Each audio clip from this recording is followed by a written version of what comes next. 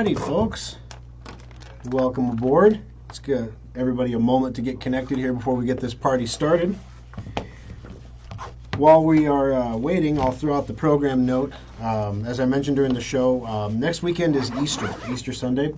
I honestly, I could be here. It doesn't bother me. You know, I can still get to church and do everything and, you know, whatever. It bothers my kids, though, because they get up and they have to wait for Dad to get home from the After Schrock before they can open their Easter baskets. And it's becoming a problem. So nobody enjoys it. So last couple of years ago, my wife was just like, we're just not going to wait. We're just going to open them. And then I kind of felt like I was missing out. And so I don't want to miss out on those moments. So next weekend, there won't be a live show. I'm going to record you a new show, so you won't have to listen to a rerun. But it'll be a recorded show, so there won't be any Facebook Live. There won't be any After Schrock. So just a heads up on that. I know that most of you are the people who are watching that. And I don't want to disappoint you or have you scrambling around trying to figure out, you know, where everything is at when that time comes. All right, so get it open on my screen over here. Make sure we're muted. Good to go there. All right, so as always, guys, what do you want to talk about? If there's something in particular that you would like to talk about, be sure to mention it in the comments. I do periodically stop talking and look over there to see what you guys might be interested in. Good morning, Mark. Now, thank you. I appreciate that. I appreciate it. Yeah, we will enjoy Easter. It'll be fun. You know, it's we got a 4-year-old, we got a 9-year-old, and we got a 15-year-old. And so the 15-year-old, it's like, what do you put in a 15-year-old's Easter basket? Like jumper cables? You know, I don't know. You know, and then the littles, I mean, they're gonna have great fun with it. So it's gonna be good. And then we gotta go hide the eggs. Be a little tough. This will be the first Easter without my father-in-law, who was he was out there helping me hide the eggs every year. It was a big holiday for him that he enjoyed. So it'll be a little emotional from that perspective. But you know, the kids are gonna have a good time, and I want to make sure I don't miss out on that. All right, AT&T is advertising 5G for home internet. What do you see coming? Well, you can get 5G for home internet now. You can do a hotspot on your cell phone. It's crap, but you can do it. I wouldn't do it. No, I wouldn't do it. Not unless you live right next to a 5G tower, in which case, you know, you probably have a radiation burn or something. I don't know. I wouldn't do it. It's not ready yet. It's not quite ready yet. I guess I shouldn't say that. It's not. I couldn't do it. The latency would be too high. So my son is 15 who likes to game wouldn't be able to game on it. The latency is too high. The speeds for streaming and stuff like that would be fine. But the speed for streaming what I'm doing while I have 3 other people in the house doing internet connected activities as well might put a little pressure on the signal strength, if you know what I mean. So 5G does have the capability to deliver the speed of a cable modem, but we don't have the infrastructure yet to do it. And adding that level of infrastructure is politically problematic because there are people who have health concerns about that level of infrastructure. We're talking about 5G towers every mile, minimum every mile, every 1 per square mile minimum. Yeah, it requires a lot of towers, and the reason is because the wave, the frequency, the wave form is it's 1 millimeter, right? It's millimeter radiation. So from peak to trough is 1 millimeter. So if it hits something, it doesn't penetrate like a long form wave, like radio waves are big. So they go over things and under things and through things, and millimeter radiation hits things and bounces off. And so you need a lot more towers to have a lot more angles of approach to get those little radiation beams to your device to deliver your signal. That's why 5G is a lot harder to get into buildings and offices and things like that. So you're going to need some kind of probably external mounted receiver to receive the 5G, not inside the home, but like an antenna outside, like a dish or something. Not a dish, but like if you have microwave internet, for example, something similar to that. All right, welcome back, Karen and Roger. Good morning, Mary. Good to have you. Cheryl, welcome aboard. Deborah's here with her coffee and cinnamon rolls. Oh, that sounds so good. Good morning, Carolyn. Good to have you. Northwest Missouri back. All right, we got that. We're bringing all the states in. All right, so let's take a look at what we got going on. First of all, there's some important housekeeping business that needs to be attended to. The Lincoln Service Center has hired a new front desk. Her name is Kimberly. Now, I didn't think of this problem, but when I told my wife, hey, you're not the only Kimberly anymore, we have a Kimberly in Lincoln, she said, they're going to think she's the lovely Kimberly, that poor woman. They're going to think that she's your wife. Do you know what kind of stress that's going to put on her? Like, I wouldn't wish that on anybody. I'm like, hey, wait a minute. Now, she didn't go quite that far.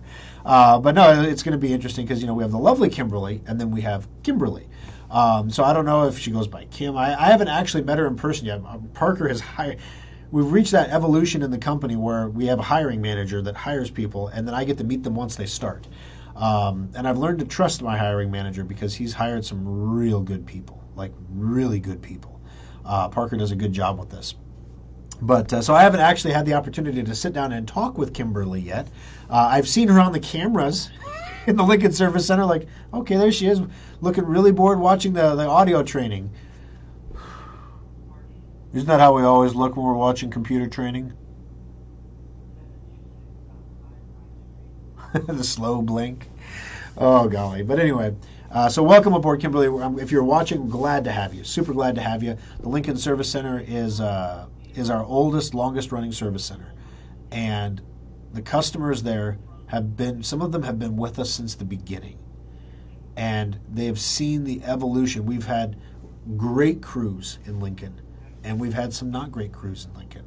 And a lot of the lessons that we've learned, a lot of people in Omaha and Papillion and Des Moines, like, you hire such great people.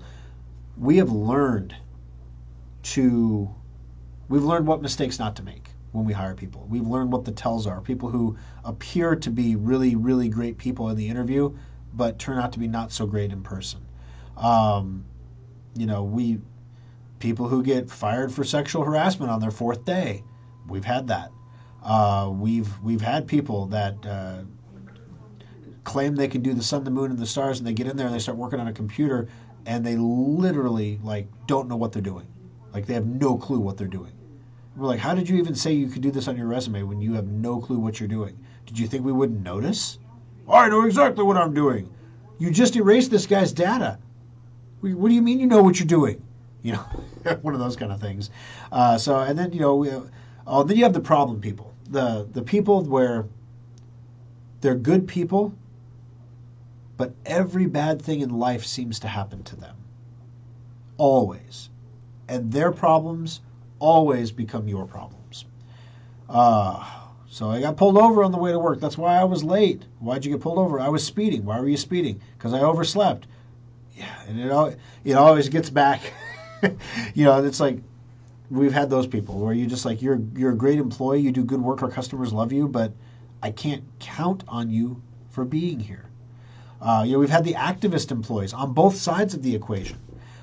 We've had the extreme libertarian guy who's like, everything should be Linux. I don't even know why we're selling Windows. This is ridiculous. All the way to the extreme liberal person that, is basically, I won't go there. But anyway, so we have, it's kind of funny in the service centers because a lot of the younger people that we hire are a little bit more leftward on the scale. The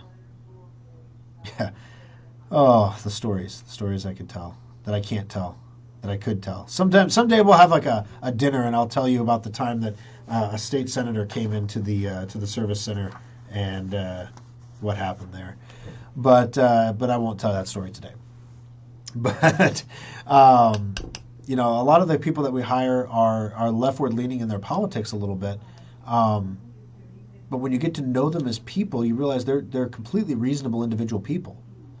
And they just haven't been exposed to any other possible explanation for things. So to a lot of the people that we hire, global warming is a fact. It's man-caused global warming, and we're all going to die, and we shouldn't even have children.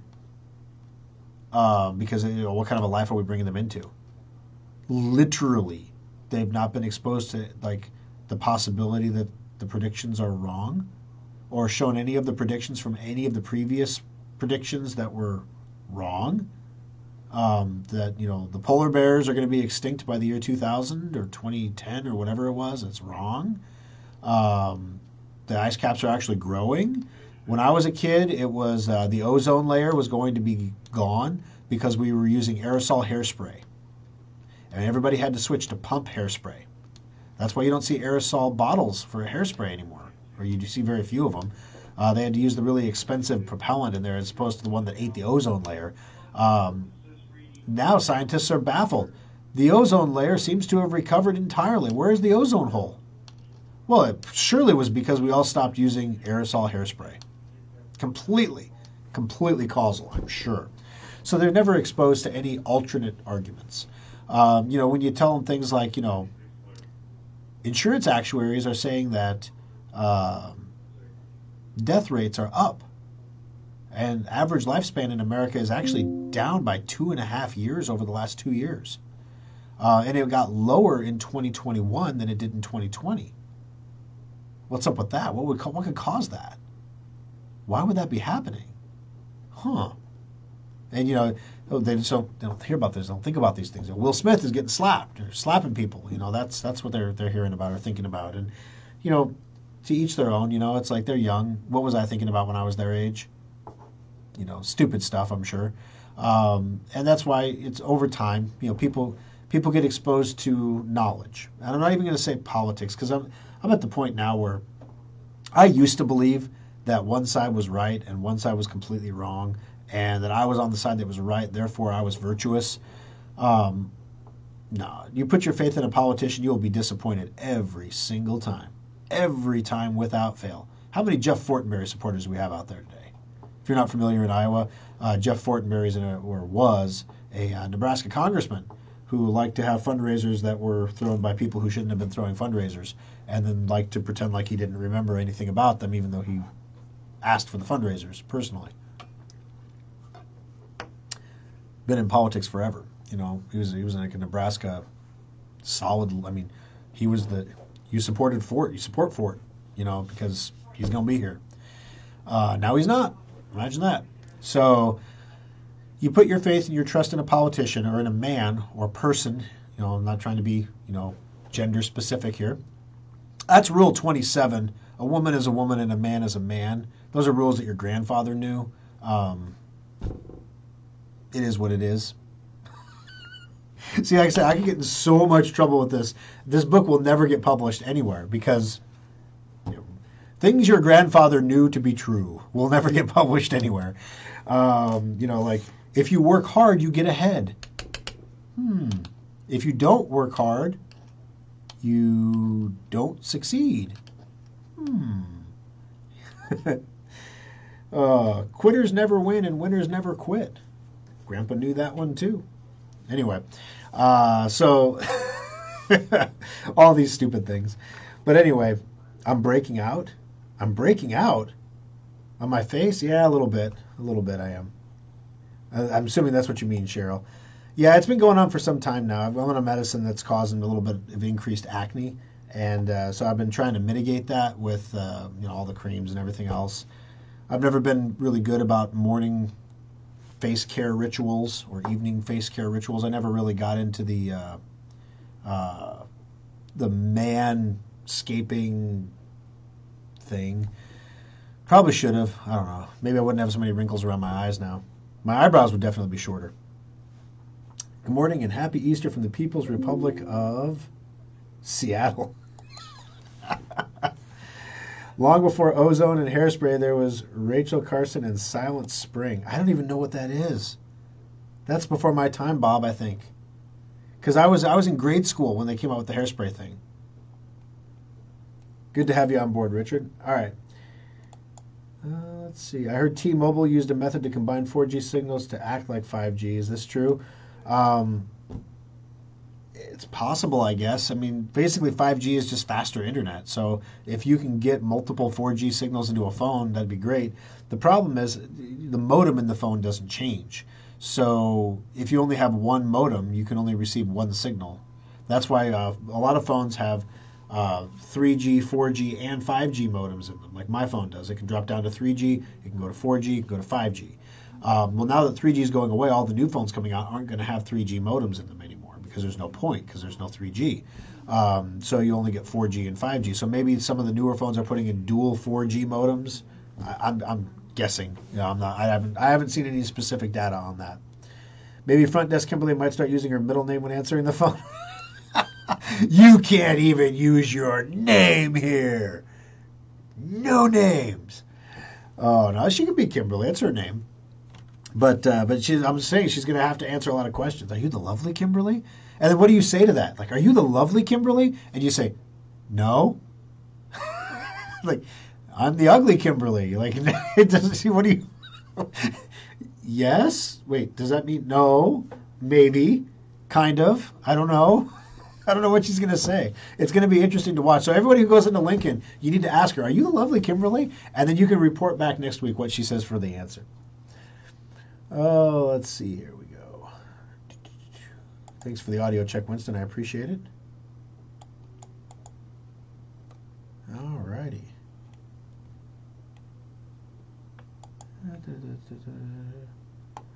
All right, John. Good morning, Thor. A month or so ago, I renewed my Sophos subscription by personal check. Smiley face. From my spare laptop, which I don't use very often. I had to use it the other day and noticed that Windows Defender was giving me messages, so I looked for Sophos on the machine and couldn't find it. Do I need to get on the Schrock desk to activate it? It should be there. So if it's, let's definitely get you up on the Schrock desk, John, so we can take a look. If there's a subscription for that computer, you should have Sophos on it.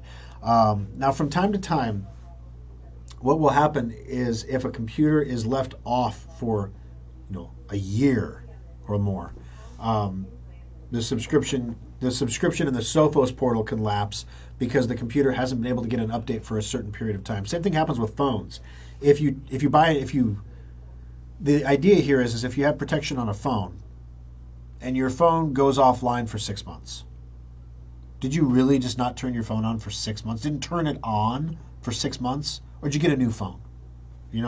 So they'll pull the subscription down off that device to make it available for another device. So that could be what's going on here, John. But if that's the case, we can go ahead and get it put back on for you. It's not a problem at all. We can get that taken care of. All right. Front desk Kimberly will need a thesaurus to choose a descriptive word to go in front of her name so people don't confuse her with the lovely Kimberly. But see, and this is where I could get in trouble. See, I can't. Number one, if I look at thesaurus.com for words that are the same as lovely, I'm calling another woman lovely in place of my wife. Right? Guys, tell me that's a landmine. You don't do that, right? Number two, if I encourage her to do it, now I'm harassing her, right? I haven't even met her yet, right? I'm harassing her right now, probably. I haven't even met her yet. Thor, you've been following the Bitcoin conference in Florida. Anything important from it? Updates in crypto we need to know. Well, the biggest headline that came out of that conference in Florida was Peter Thiel calling Warren Buffett the sociopathic grandpa from Omaha. Yeah. Ron, man, I could do a whole show on this, but I have been putting a lot of thought and a lot of research and a lot of trying to add up everything I'm reading into one narrative that makes sense into what is going on with the dollar. Like what is going on with the economy, with the dollar, with its relation to commodities. The answers that I'm coming up with aren't real good news. So, of course, we don't live in a static world. So when faced with bad news, governments react, and they can try to change bad news into good news. And so there's still always the possibility that the bad news scenario doesn't happen. I was listening to an audiobook this morning on the way in, and he was talking about the history of, you know who Greta Thunberg is? The climate kid that went and talked in front of the UN and said, "Shame on you, you stole my childhood." And she's a meme now, like an angry-faced little kid about global warming. Well, you could disagree with everything that, she says or whatever, but so this guy was pointing out, look at this poor kid. Like, her whole life in school, she's been taught that this is true, that people are dying right now from global warming. That species are going extinct right now from global warming. man caused global warming. That if we only stopped what we were doing, we wouldn't kill. They're being taught in school that humanity faces a near extinction event. What does that mean? That means soon all humans are going to die.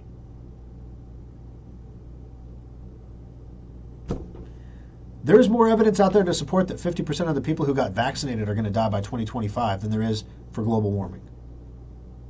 Neither of which is probably going to happen. Just saying. There's more evidence for that, though. So if you look at people who are only exposed to one side of an argument through their formative years, right? Those people are so entrenched in that belief system that cracking through it gets really difficult. I honestly think that you've heard about the Don't Say Gay bill in Florida. That's what this is about. It's not, flip the bill backwards. This is, we don't want to have kids so indoctrinated into traditional male-female roles in their youth because it's so hard to crack them out of that as they get older. So that's the problem. That's why people don't like the bill. Because you're making it difficult to introduce these concepts at an older age by indoctrinating them into standard concepts at a young age. So we shouldn't be teaching them about, gender stereotypes. Why is it that girls like pink and boys like blue? Why is that? Is it because girls are exposed more to pink by their parents or schools or whatever, and boys are exposed more to blue or green? Is there something genetic that makes girls like pink? I don't know, right? So that when you have someone like Greta who's exposed to this their entire childhood, and then to the point they'll get up in front of the UN and tell every world leader, shame on you, that you're worrying about anything else in the world right now. This would be like if all the leaders of the world had a conference in Kiev, and the purpose of the conference was to determine the critical existential crisis posed by fertilizer runoff in the fields of Ukraine and the wheat fields. If you're in Ukraine, you're looking at the conference and you're like, what is wrong with you that you're thinking about this? This huge immediate problem is right here and people are dying. There's a war, people are dying, and you're worried about fertilizer runoff? That's Greta at the UN. You're worried about anything else when people are dying today from climate change right now? But you see, the leaders all know that it's not happening. So they're like, thank you, Greta. Thank you for coming. We appreciate your passion. Keep it up, kid. Good stuff. Let's move on to more important matters, gentlemen. Because they know it's not real. It's not happening. But the kids are told it's happening, so they grow up believing it's happening. I was told when I was a kid that the aerosol hairspray was the reason the ozone layer was being eaten up. And if we kept using aerosol hairspray, we would eventually all die of like solar radiation because of the ozone layer.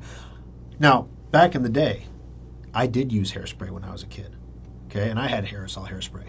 And I remember going home and talking to my mom and asking my mom the next time she goes to the store, will she please buy me, they sell it in a pump bottle, please buy me the pump bottle, Mom, because I don't want to destroy the ozone layer. It's been going on for years. I mean, it will. It'll go on for years longer. So how does this relate back to the Bitcoin conference? Everybody, from the moment they are born to the moment they die, is concerned about how many dollars they have in their bank account, or in some way. Not the moment you're born, obviously you don't understand that, but when you're a little kid, you're trying to get money to go get a toy or something, or you're going to scoop some walks, you're going to do whatever, So for the vast majority of our lives, we're concerned about acquiring financial capability, right? As we get older in life, that desire shifts from acquiring financial capability to preserving financial capability and extending financial capability, retirement, right? So I can't think of anything that's scarier for somebody in retirement or near retirement than 15% annualized inflation, which is what we really have right now. Anyone who tells you it's less than 15% is lying. 15% is the number you get if you calculate it with the 1970s math. So, and that math was even wrong. So, I mean, it's probably closer to 20%, but the official government numbers are 7 or 8%. The real numbers are 15%. Go to the store, 15%. So, I'm imagining, like, if I'm in retirement and I've retired, let's say I've saved $1 million for my retirement, and it's going to last me the rest of my life. But every year I lose, let's be reasonable human beings, and say 10% of it. And let's say it's not every year. Let's just say it's for the next 10 years that I lose 10% a year. Not 10%, and the number is not going to go down 10%, but it's purchasing power. And this is one of the things that very few young people understand. Inflation is not the price of goods going up. It's not that things get inherently more expensive over time. That seems to be a rule, right? Things always cost more over time than they do in the old days. Think about gas. Think about anything you used to buy back in the 80s. Costs a lot more now, right? Computers, not so much. But anyway, that's a different story. Inflation is not the price of things going up. It's the value of your currency going down. So you get less goods for the amount of money you have. So if you save your $1 million and you're losing 10% annually in purchasing power, your retirement funds are not going to last a long time. But don't worry, because there's a cost of living adjustment for Social Security, and they use the official CPI numbers too that are wrong. I think my mother-in-law got a $25 increase. That'll go far. I think she can go buy like one filet if she wanted to, or she could go buy, $25 might buy you what, 10 loaves of bread? Maybe? I don't know. So anyway, she could buy some stuff. She'll be fine. So the question then becomes, for people who are not near retirement, or who are, like, I'm 45, so I got some time yet. But I don't want to work my whole life. And literally, guys, I put in more hours per week than the normal person. The entrepreneurial dream is a dream, and there's a lot of benefits to it. But there are some costs too, and one of those costs is you will work hard. You will work harder than normal people work. I have people in my family who have federal jobs. They think they work hard. They don't know what hard work is. They don't know what fear is. They don't know what worry is. They don't know any of the stuff that you go through in an entrepreneurial setting. Just like I'm sure that, I don't know what it's like to be a nuclear physicist. I'm sure there's stresses in that job too. Bing, bing, bing. Things happen. Oops. Anyway, so what's going to happen next, right? I have a framework in my head of predictions. They're not Thorstradamus predictions, so they're not rock solid, 100% guaranteed predictions. But commodity prices are going to continue to go up probably for the next couple years. Equity prices are going to go down for the next couple years. I think we're going to see a major correction, like 30, 40% correction in the NASDAQ specifically. Like dot-com bubble bursting kind of correction, okay? The Fed will continue to raise interest rates despite the pain in the stock market. Everybody thinks that, like the last time the Fed tried to raise rates, as soon as it got painful in the markets, they backed off and they started easing again. When that happened, we didn't have 15% inflation. They can't back off. They have to do this to maintain credibility. Even if it's the wrong thing to do, they're going to do it to maintain credibility. So they're going to continue to increase rates in the face of a stock market crash. Increased rates are going to slow housing. So housing values, which have gone parabolic up, people can't get mortgages. That's going to mean fewer buyers. When there's supply and demand, that means the value of the houses and the homes is going to come down. So my wife and I are looking for a new property right now, but we are keeping our powder dry because there's going to be a 20% drop in prices. And if you have cash and a 20% drop in prices, good to go, my man. You're going to save a lot of money. So yeah, property, not safe. Equities, definitely not safe. Well, go to bonds, right? Bonds are certainly safe. No, you see, there's only two ways the Treasury can roll off their balance sheet. They can either let bonds just expire naturally, where basically is, so when the bond comes due, it matures, they get the money, and then they burn the money, and the money goes away. That's really slow, though, and they don't have time. They've kind of wasted the opportunity to go slow here. They need to go fast. One of the Fed, I think it was the St. Louis or Fed chair, was saying she wanted a 3% hike now. Like today. Now. 3%. 300 basis points. Now. Not these quarter point increases and half point. Let's go 3% now. Let's go to 3.5% right now. That would put mortgage rates at 10% interest. The magic number from realtors that I'm hearing is when it gets over 5.25%, when the interest rates average over 5.25%, you're going to start to see some serious pain in housing. People can't afford the mortgages. The prices of the houses are too high. The mortgages are too expensive. They're just going to keep renting. So housing isn't safe. Property is not safe. The bonds, they're either going to let them, they can't just let them roll off, which means they're going to have to sell bonds into the open market. They're going to have to sell the bonds they hold to other people who are going to hold those bonds. So you're going to have an increase in the supply of bonds going into the market, right? So there's more bonds out there, which means the yields are going to go down. You're going to make less money. Or excuse me, that's the opposite.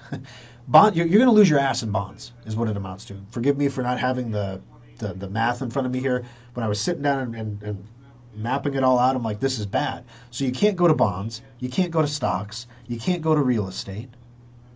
You can't go to cash. Where do you go? The answer is nowhere. The only way that you can escape a dollar-denominated catastrophe is not be dollar-denominated. Well, how do you get undenominated in dollars? You're going to go buy rubles? Like, what are you going to do? You're going to go buy coffee? So you can buy gold. You can buy lots of gold. Take all the gold. There you go. Good to go. You want a loaf of bread? Just take your gold bar down to the store, and you take a knife, and you sliver off some gold, and you buy some bread. Because that's going to work. That's not going to work. Yes, gold preserves value. It does. It also has no returns. It has no increase in... It doesn't do anything for your portfolio besides preserve your wealth. Now, right now, that's a huge tool, right? Not losing is gaining 15% right now, right? As long as you can hold zero, that's like a 15% gain relative to everything else. So I'm not dissing gold, but it doesn't have any upside either. It's not going to suddenly appreciate dramatically. That is, of course, unless we go back to a gold standard, but there's not enough gold in the world to do that. So it'd have to be some kind of a commodity-based standard, right? Where we take a lot of different commodities and put them together to back a currency, like gold and silver and palladium and nickel and copper and everything else together. This is our commodity-secured dollar or currency unit. Well, we don't mind anything here, do we? We don't produce anything anymore here. What commodities do we really produce? Do you know that the United States imports more food than China does annually? We went from a net exporter to a net importer. We don't even make enough food anymore. So what are we going to make? How is the dollar going to do in a commodity-based new world order? Not too hot, right? But we got all the big guns still. So there is the might makes right argument. You'll use the dollar or we'll kill you. Countries have done less. Rome pretty much did that for a long time. But anyway, so where do you go? So that leads me to Bitcoin. My wife's hairstylist was asking her about buying Bitcoin. Now, the thing that strikes me about this, I have nothing against hairstylists or against buying Bitcoin for that matter, but when hairstylists are asking you about Bitcoin, usually that happens at a mania, right?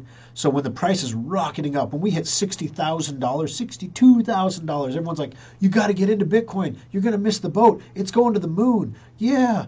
That's when you get the shoe shine boy talking about Bitcoin, and you get the bartender talking about Bitcoin, and everyone's talking about Bitcoin. Everyone's buying crap coins. We'll call them crap coins because that's the polite word for it. Everyone's buying all this stuff and getting invested. It's not really an investment, but they're getting invested. That usually happens during a mania, not during a downtrend, which is what we're in right now. Because Bitcoin is correlated to the NASDAQ as a risk asset. Everybody celebrated when all the institutional money came into Bitcoin, and it rocketed the price up. The problem is now you have institutional money in Bitcoin. So institutions are going to make decisions when their stock portfolio, and companies that hold Bitcoin typically are higher risk companies. So when the NASDAQ drops, the tech companies, when they drop, considered your risk companies, your growth companies, they're going to rebalance internally, and they're going to sell Bitcoin. Like the fund managers that have those stocks in their portfolio, they're going to say, well, we have a certain allocation of our portfolio that goes to risk assets. So if it's 25% and the value of our risk assets has dropped, well, we need to rebalance and figure this out. So you will actually, I believe you're going to see up to a 30% drop in the price of Bitcoin in the next month or two, because the NASDAQ is going to drop and the Bitcoin's going to go right down with it.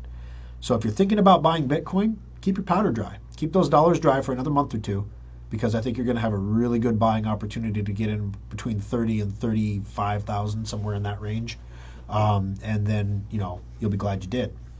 That's what I'm telling my mother-in-law to do. She was asking me at dinner yesterday. She goes, I have $3,500 I want to put into Bitcoin. Can I buy a Bitcoin? And I was like, no. Not for $3,500, but you can buy a part of a Bitcoin, but you can't buy a whole Bitcoin. Well, should I buy one Ethereum then and no Bitcoin? I'm like, I'd start with Bitcoin. Ethereum is good.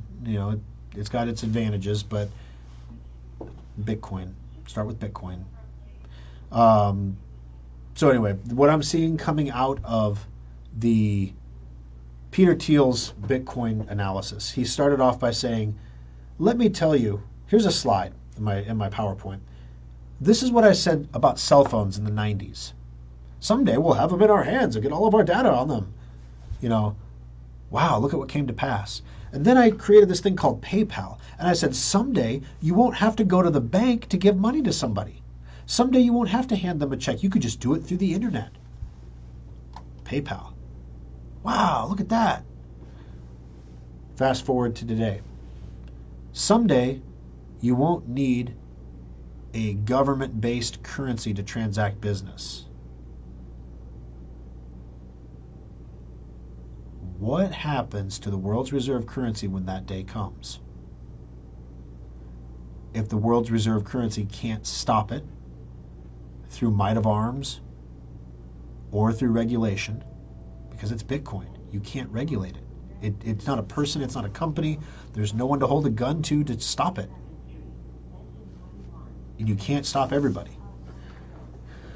So there are tons of different ways that this could evolve. One of them, as I mentioned, was central bank digital currencies last week. Well, if cryptocurrency is the future, let's get the central banks involved in cryptocurrency. Let's make our own cryptocurrencies and ride the wave and use it as a devaluation opportunity, roll some zeros off the dollar or whatever currency we're going to do it to, and then get everybody into this centralized digital currency that's programmable and controllable and monitorable and taxable and everything else. That's a big ask for people to give up all of their privacy and freedom. People don't see it that way right now. They think, well, we use digital money as it is right now. But there is a separation right now. The government can't just go to MasterCard and say, give me your transaction details. They have to have a warrant, right? If you have a central bank digital currency, the Federal Reserve knows everything about every transaction you have ever made with anybody in your entire life. If you split lunch with somebody last week, they know it because they know the currency, and there's a ledger, and they can look at the ledger and they can see where the currency went. So it's a lot. I mean, going from it's no big deal to split lunch with people to the government saying, we noticed that over the course of a year, once a week, you sent $15 to Sally Smith. What was the purpose of that transaction exactly? Because we need to tax Sally on that income. Because you see, everybody sent Sally money. She always paid for lunch. And so as a result, Sally had over $600 in transactions coming into her central bank digital account, and therefore she's taxed on those as income. Oh, shoot. It was a reimbursement. Do you have receipts for that? You know, literally, that's where the central bank digital currency is going. Perfect taxation. That's the idea. Now, getting people there, we got to get them used to using a blockchain ledger-like currency that is not Bitcoin or Ethereum or some other uncontrollable cryptocurrency. So let's introduce something called eCash. And this is central bank digital currency. There was an article on ZDNet that says why the digital dollar could take years to develop. U.S. Treasury sees a minefield of problems with rolling out a cryptocurrency from the Federal Reserve. The other thing that the problem is that the U.S. Treasury can't do this, and the Federal Reserve can't do this legally. They have to have Congress do it. So Congress has to get together and decide they're going to have a central bank digital currency. Okay. You want Congress to move on something. Let's say you're Dr. Evil here with your central bank digital currency, and you want Congress to pass this and give the Fed authority to create a central bank digital currency. How do you do that? Well, is Congress more or less likely to move in normal times? Well, I'd say less likely. Is Congress more or less likely to do radical things and move in crisis times? Oh, yeah. Never let a crisis go to waste, because, I mean, a major crisis, because big time, right? So the federal government will move on central bank digital currency in response to a crisis. Maybe, for example, the dollar losing reserve status, the petrodollar. You're hearing of Saudi Arabia selling oil to China for Chinese currency and selling in Russia, demanding rubles for their currency. One of the reasons that the US dollar is the world's reserve currency is because it's the petrodollar. If you want to buy oil, we made an agreement long ago with Saudi Arabia where we would protect their security if they only sold oil for dollars. As a result, we have the reserve currency and Saudi Arabia is protected. They don't have to develop nukes and all this other stuff. Now that we're trying to strike some kind of flippin' deal with Iran over nuclear stuff, and Iran is an arch enemy of Saudi Arabia is looking at us saying, you know, maybe this whole petrodollar thing could go away. And, I mean, look at the chessboard, guys. You know these games are being played. Maybe we'll sell China oil for Chinese currency. They don't want to do that. They don't have any particular affinity for China or for us or for anybody else. It's a message. We're being told, you keep screwing us with this Iran deal, and we are going to stop selling dollars for oil. There's a consequence to your decision to lift sanctions on Iran. This is that consequence. There is I remember back when when Russia invaded Ukraine, and I saw the sanctions, and I said, I see the sanctions, guys. I'm a little worried that this could boomerang back on us. And here we are 4 weeks later, 5 weeks later, and the prices of everything is going. We're talking about worldwide famine at this point. Literally, I read an article that hundreds of thousands of people are going to die throughout Africa and in the poorer European countries from starvation, from lack of food. We are a net importer of food.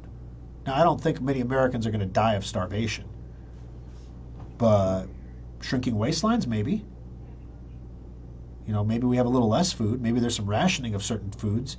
Golly, what did I try to buy the other day that I couldn't buy because they didn't have it? Oh, it was my daughter's medicine at the pharmacy.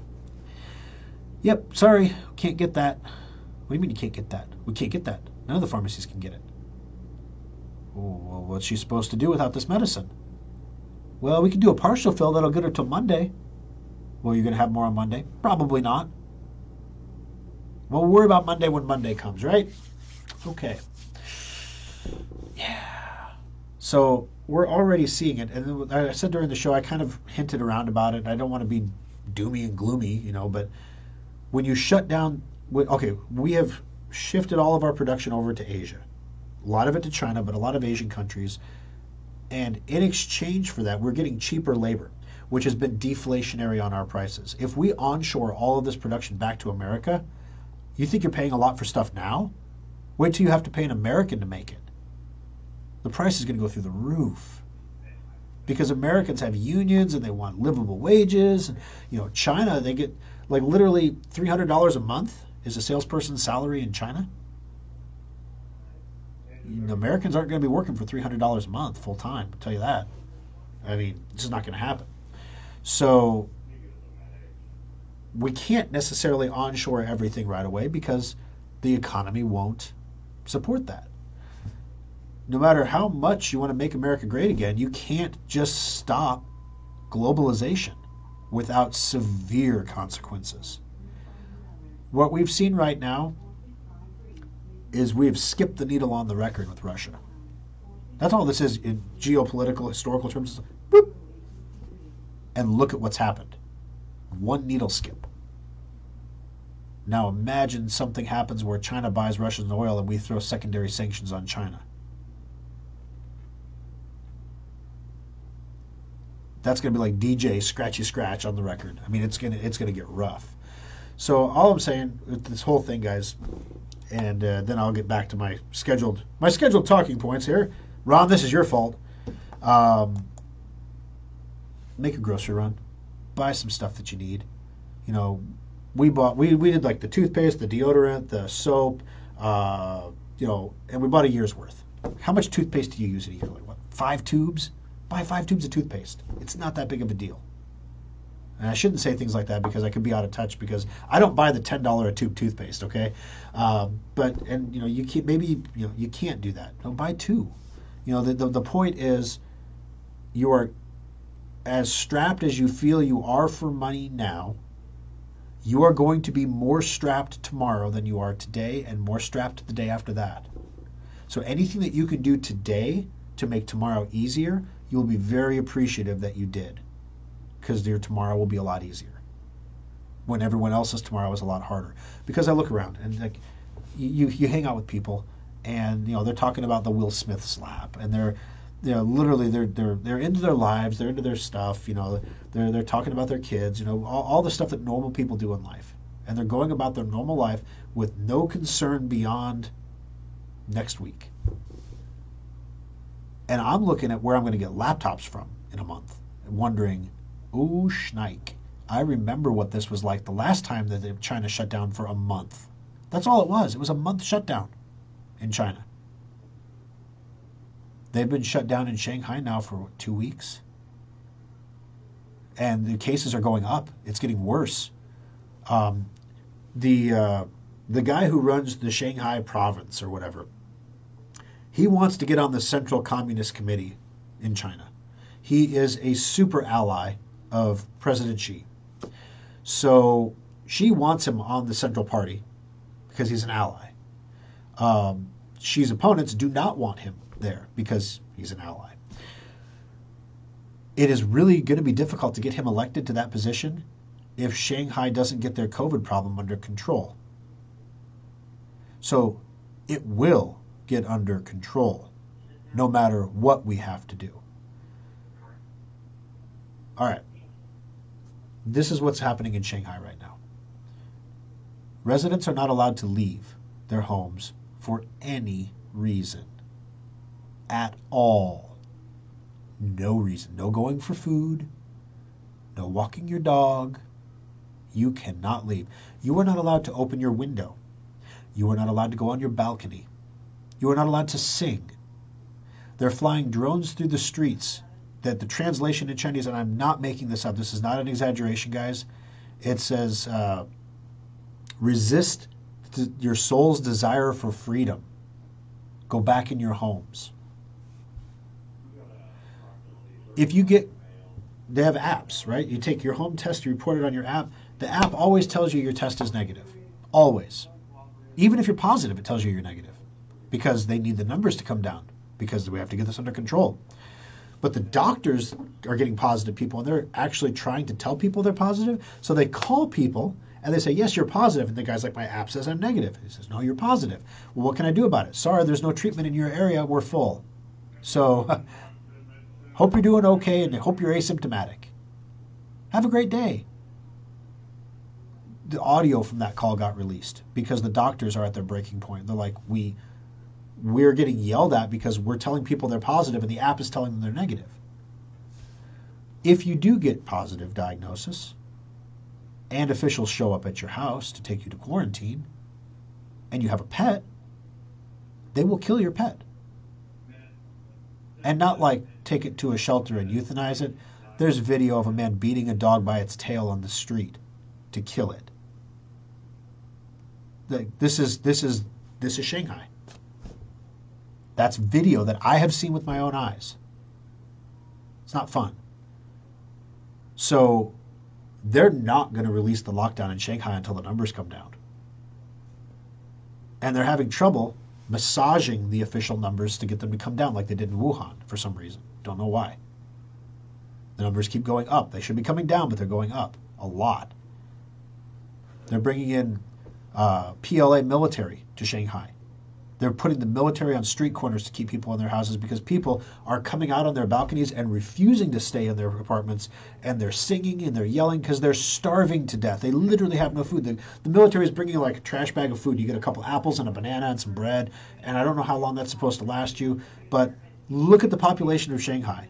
How many trash bags of food could you possibly deliver in a day? So let me bring it back home again. I try not to share too much with my employees because I'm Papa Schrock, okay? And if I share too much, I'm crazy Papa Schrock. So I try to boil it down a little bit. And I tell one of my employees about what's happening in Shanghai right now. Because isn't that, we can all agree it's awful to beat a dog to death by holding it by its tail and smacking its head into the street. We can all agree that that's not cool, right? Let me show you what communism looks like. This is what it looks like. Ooh, that's terrible. That is terrible. Well, what do you mean they're all locked in their houses? They can't get out? Like, no, they can't go out anywhere. He goes, well, then can't they just order food? He literally asked me that. Can't they just order food? And I'm like, who's going to bring it? Nobody gets out of their house. Oh. You mean nobody? Like, yeah, there is no essential workers. Nobody gets out for any reason. Oh, shoot. And then back to life. So that's what's coming out of Shanghai. That's the port where most of your American products that are made in China come through to get to us.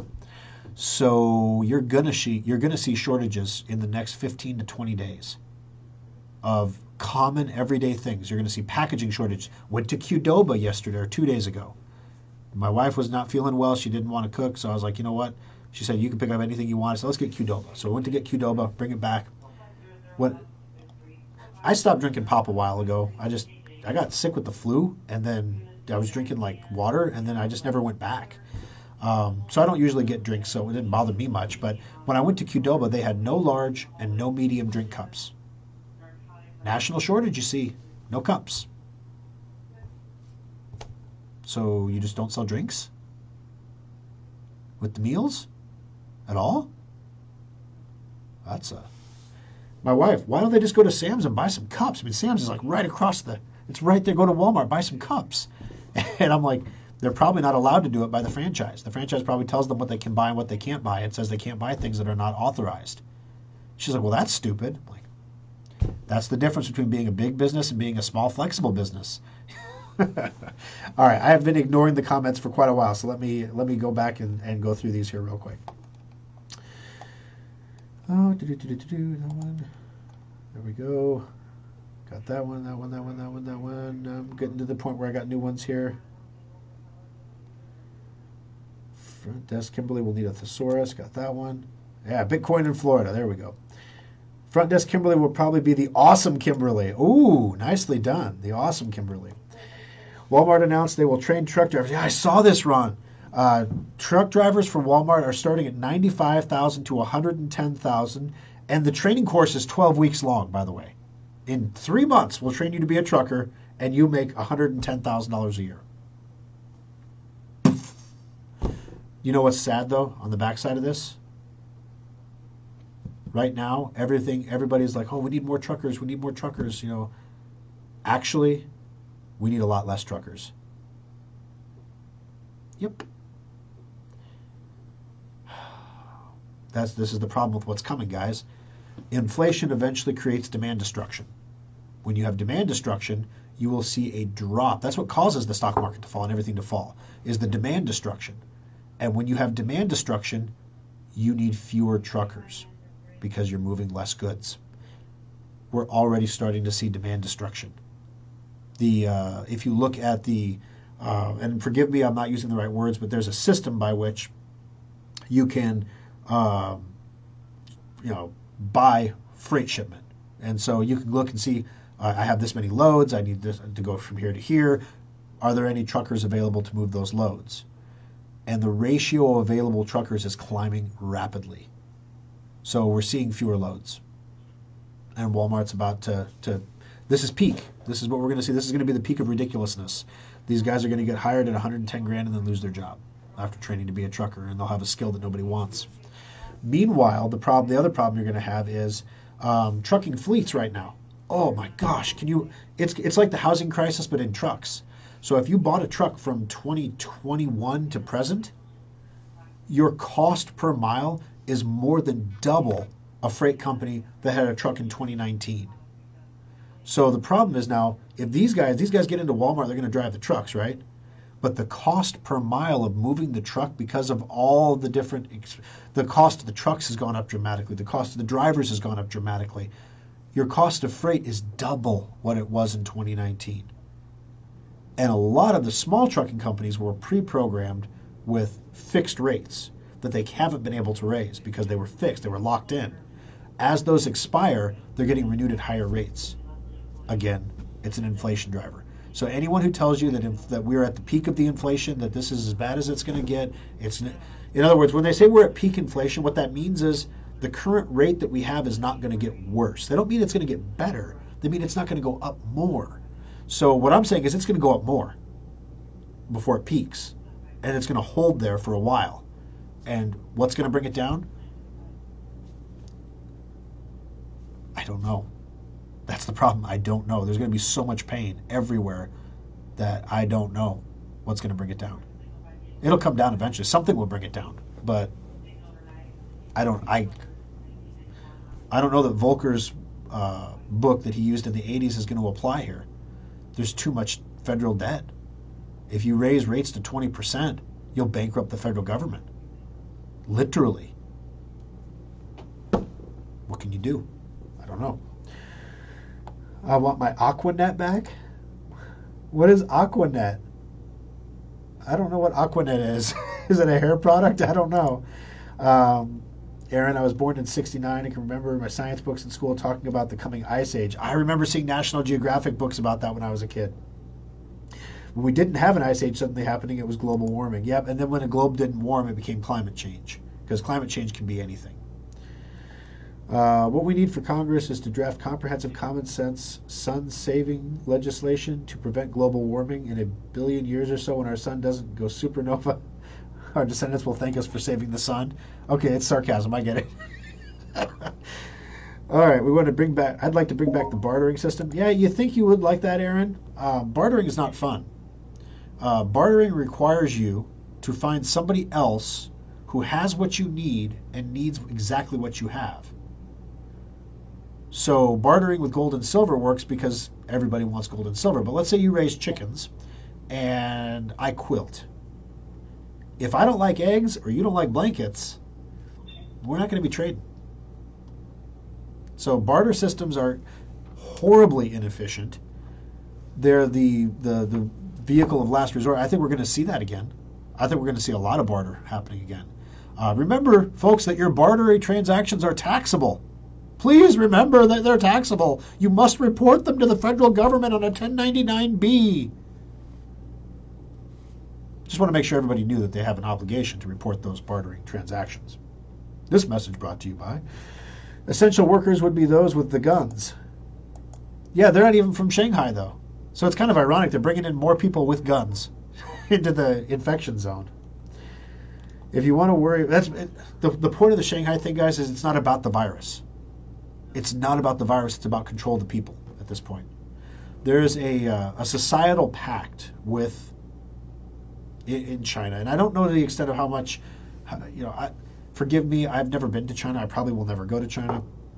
I don't know if people talk about this or if this is something that's just understood, but the idea is China provides economic opportunity and protection to its citizens, and in exchange the citizens agree to give up whatever freedoms they have to give up so the Communist Party feels secure. Right now the Communist Party does not feel secure, and the citizens do not feel protected or like they're given economic opportunity. So there's some groaning pains happening in China right now.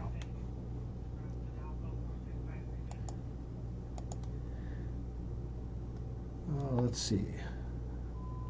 There's a major push to make major changes before the November elections. Oh yeah, there always is before elections. But yeah, you're right. They're trying to make it illegal for anybody who was at the Capitol on the 6th to run for office at all, ever. They're seditious or whatever. So I don't know. It's like things that you thought you knew. This is what the inspiration for my book is. Things that you thought you knew to be true your entire life are suddenly not true anymore. And you can't talk about them not being true anymore. You just have to accept that they're not true and move on. This is why everyone is so freaked out that Elon bought 10% of Twitter. He probably owns closer to 14% at this point, but he owns 10% for sure.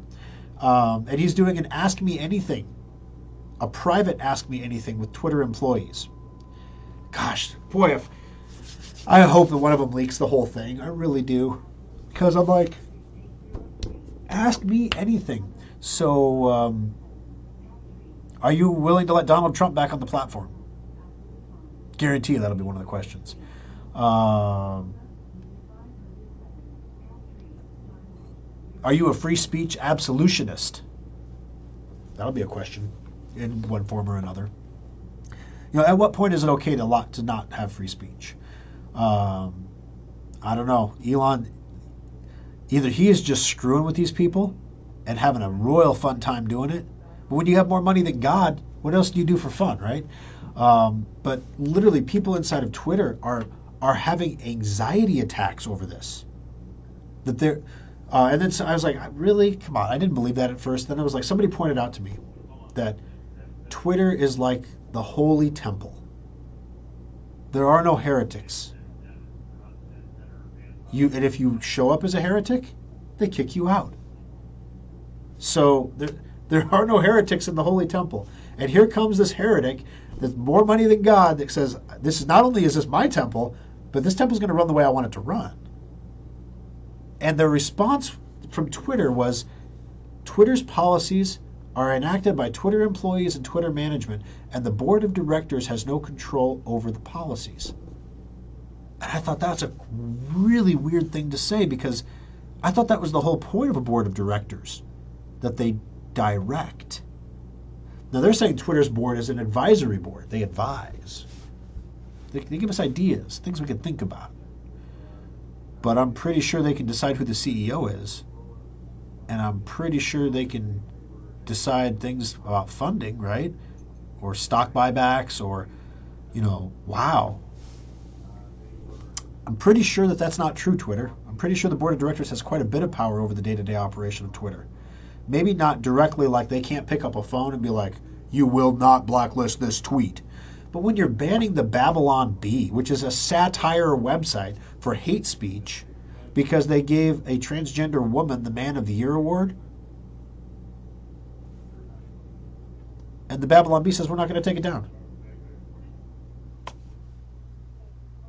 Now, on the other hand, Eli could go the other direction with this and be like, no, this is just a really good investment for me. I just think we need to put an edit button in Twitter and it'd be great. And let's go. It could be like that, too. I don't know. Eggs were $4.45 a dozen yesterday at the local food market. Yeah, Roger. I went with. I told you that my wife and I went to do. We spent $1,000 on things.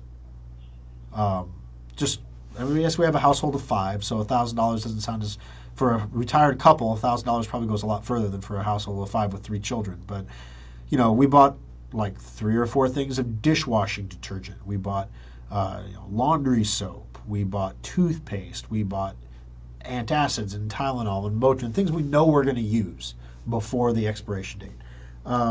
But it's Easter, right? And we need some eggs, right? So we went to go buy eggs, and my wife said, get the brown cage-free eggs. And I walk over, and this was at Costco, and I walk over to the eggs, and it was $6.50 for 24 cage-free brown eggs. And I recoiled. I was like, oh my God. Because I guess I haven't bought the eggs for a while. It's kind of like, when Dad goes and buys the milk and he's like, sweet baby Jesus. When did milk become $5 a gallon? $5.50 a gallon.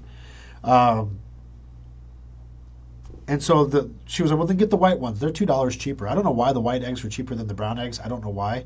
But they're both cage-free. My response was, where are the cage eggs? I don't care if they come from a cage. Where are the cage eggs? She's like, that's awful, Thor. I'm like, those chickens don't have any room to move. And I'm like, what's that got to do with the eggs? She's like, sometimes, Thor, no. And of course, I'm just screwing with her at this point. But,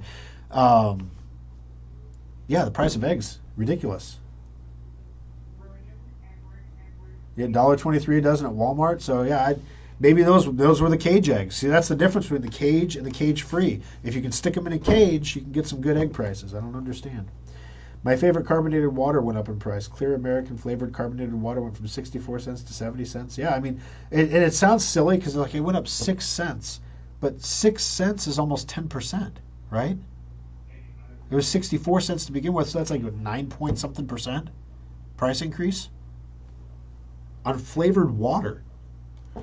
At Hy-Vee, I used to buy, I mentioned I switched to water. I've just been drinking water. So I'll buy like a gallon of water at Hy-Vee, like a gallon of drinking water.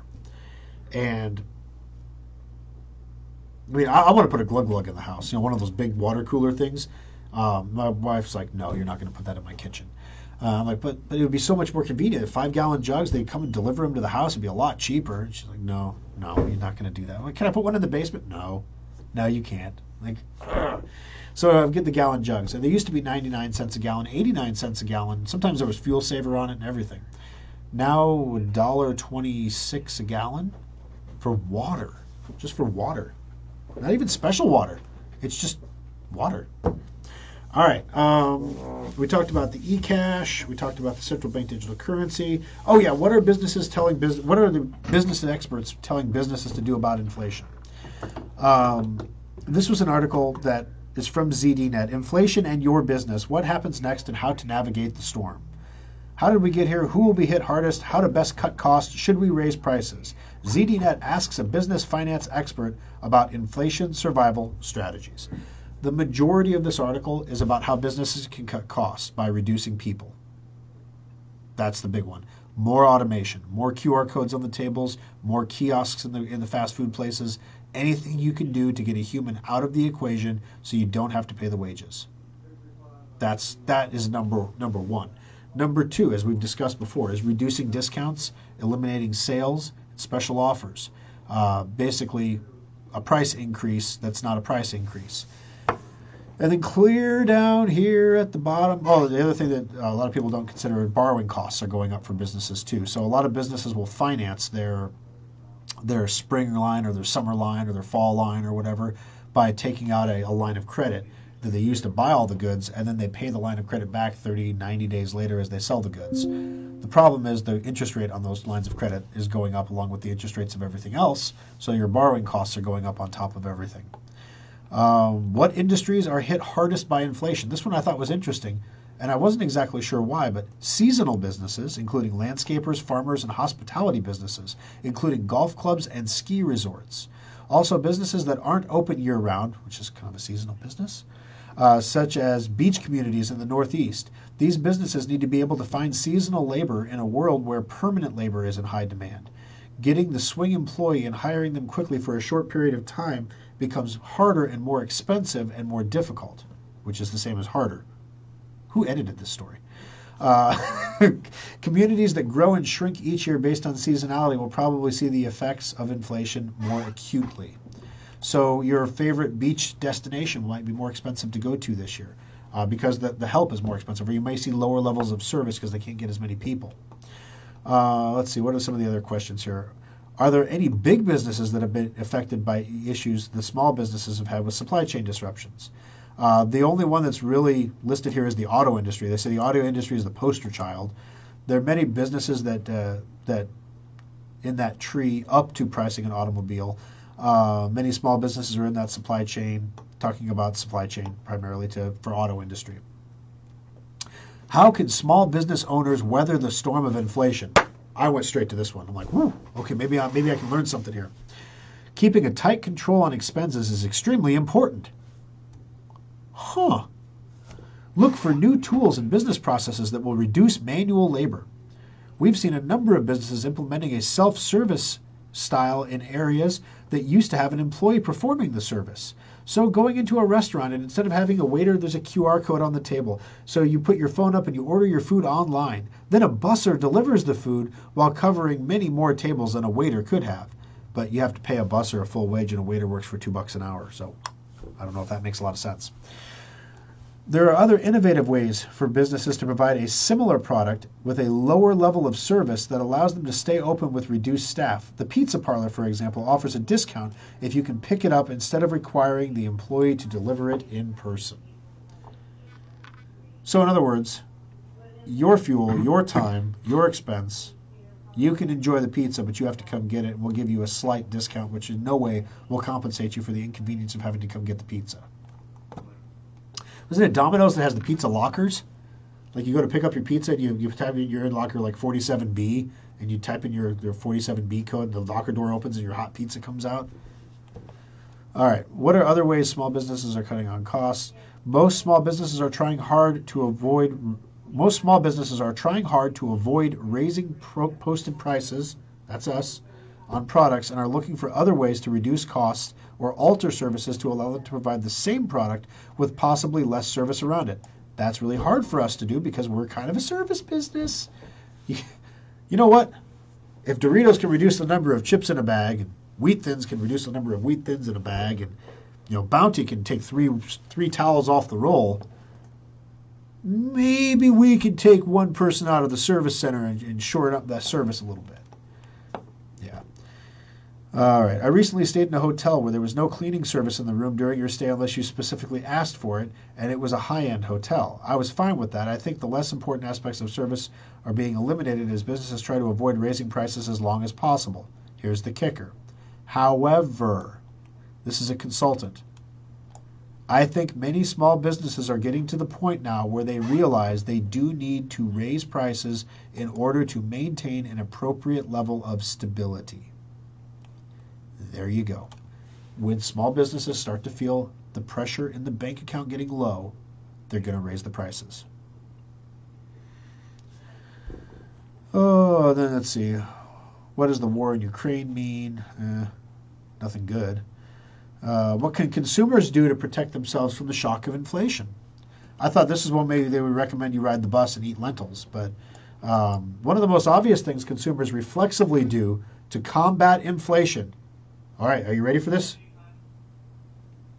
This tip brought to you by reduce consumption. You want to spend less? Eat less. You want to spend less on fuel? Drive less. Aren't we awesome? You want to spend less on clothes? Oh, wait. Yeah. Anyway, consumers, however, can limit some forms of consumption by generating efficiencies that don't diminish quality of life. Investing, for example, in renewable energy sources. Oh my God, they such as energy-efficient HVAC for your home can save you considerably when petroleum prices spike. You know how high petroleum prices would have to spike to justify you buying a new furnace? Similarly, owners of electric vehicles are likely to see considerable savings over the owners of traditional gas-powered cars this year. Actually not true. The cost of buying the charging equipment for the car exceeds the fuel savings for the first year entirely, but yeah, okay. Finally, consumers are likely to tap into some of those cooking skills that they have learned during the pandemic. I did make some mean eggs during the pandemic. And eggs are so expensive now, especially if you get the ones without the cage. They may host a party or two in their new backyards rather than going out to eat or going on an expensive vacation.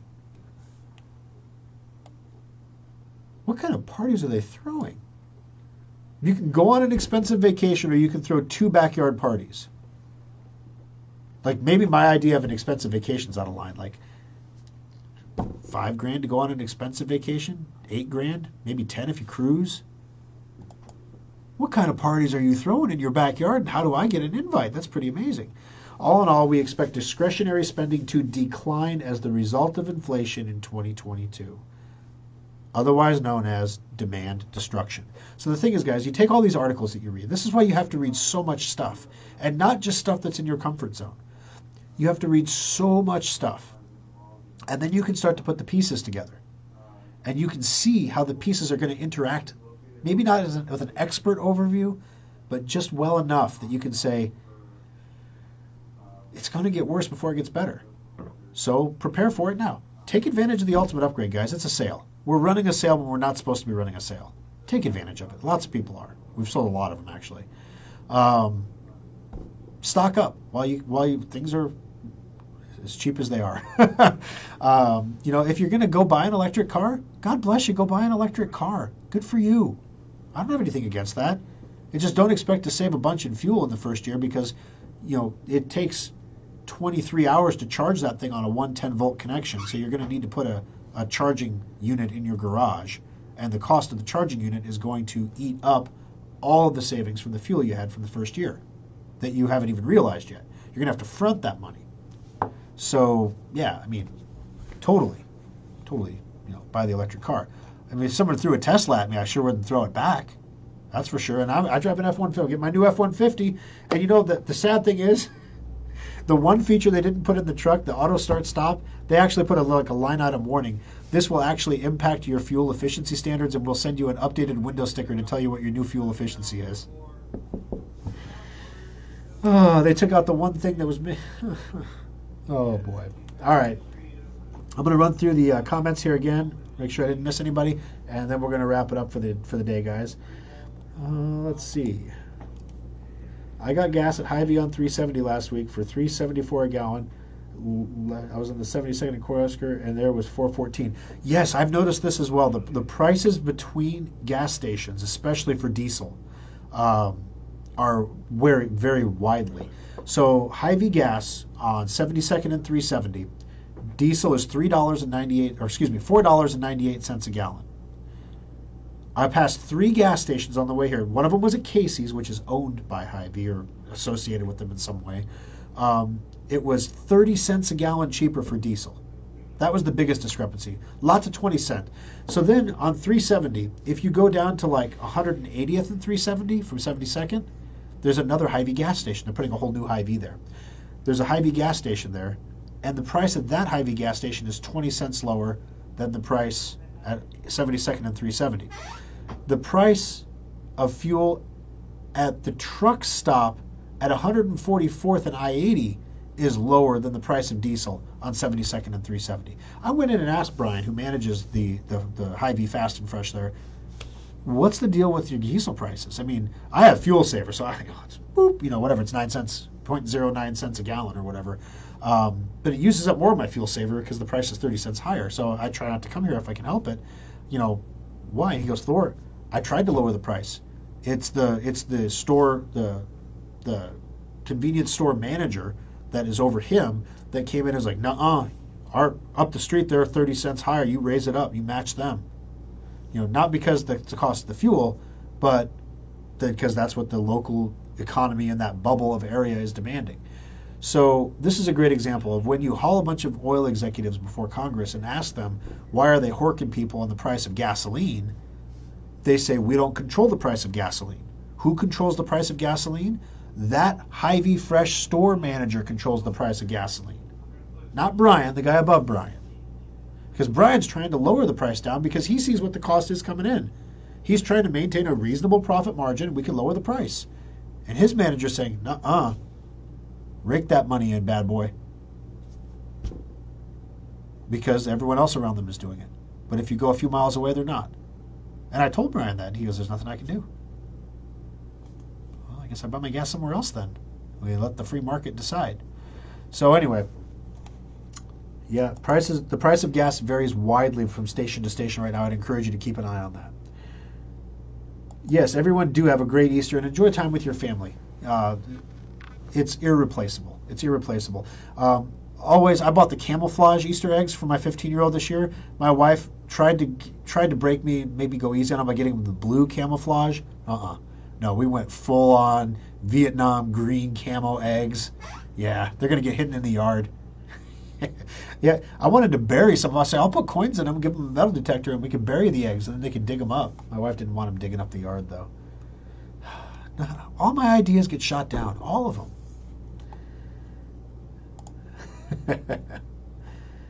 All righty. I might start eating a British food, beans on toast. Chippy's British store in West Omaha. I've heard of Chippy's. I've never been there. Chippy's British store in West Omaha has the overpriced Heinz beans that are sold in England. Yes, I'm being sarcastic. Okay. Eggs are eggs. I bet the cage-free eggs are exactly the same as the regular eggs. Know what's better? Nicholas Cage-free eggs. Oh, Keith. Got to get the Nicolas Cage joke in there. Gas around Lake of the Ozarks is usually 30 cents cheaper than Omaha. Yeah, gas in Iowa is also usually cheaper than Omaha. Last time I went to Des Moines, I purposefully didn't fuel my truck up in Nebraska. I fueled it in Iowa because the taxes are lower. I mean, the gas is probably the same price, but the taxes are lower, so I was able to save some money there.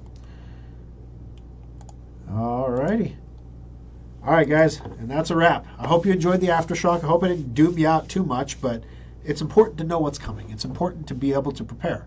It's important to not be surprised. Because if you know what's coming, or if you suspect you know what's coming, and you're not shocked when it gets here, you're able to step back and look at all the crazy people around you who are freaking out and running around like crazy chickens, and you just feel better about yourself. All right. Have a happy Easter, everybody. As I mentioned, next week's show will be pre-recorded, so there will not be a live Facebook stream, and there will not be an After Schrock. So you got to make sure you tune your dials in next week.